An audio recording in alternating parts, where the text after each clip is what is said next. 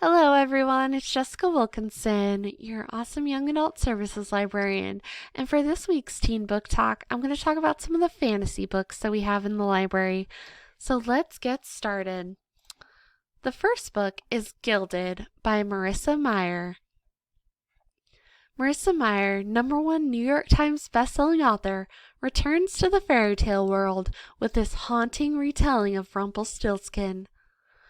Long ago, cursed by the god of lies, a poor miller's daughter has developed a talent for spinning stories that are fantastical and spellbinding and entirely untrue, or so everyone believes.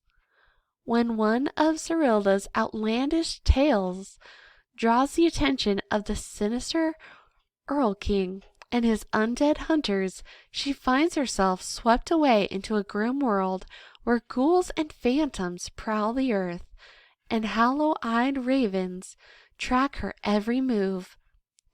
The king orders Cerilda to complete the impossible task of spinning straw into gold, or be killed for telling falsehoods. In her desperation, Cerilda unwittingly summons a mysterious boy to her aid. He agrees to help her for a price. Love isn't meant to be part of the bargain. Soon, Cerilda realizes that there is more than one secret hidden in the castle walls, including an ancient curse that must be broken if she hopes to end the tyranny of the king and his wild hunt forever. The next book is Into the Blood-Red Wood by Martha Brockenbrough. Once upon a time there was a kingdom and a forest that liked to eat men and a girl who would change everything, but not alone. Except there is no such thing as once upon a time. In a faraway land populated by werebeasts and surrounded by a powerful forest lies a kingdom about to be sent into chaos. On his deathbed, King Tyran divides his land, leaving half to each of his 2 children, so they'll rule together.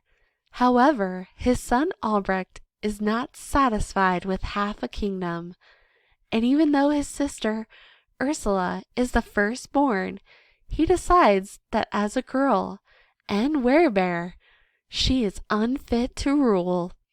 So he invades her land, slaughtering her people and most of the werebeasts, and claims it for himself.